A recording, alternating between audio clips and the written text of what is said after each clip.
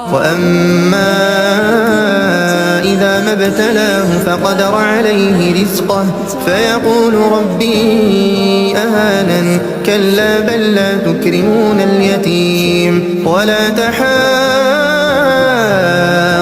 على طعام المسكين وتأكلون التراث أكلا لما وتحبون المال حبا جما كلا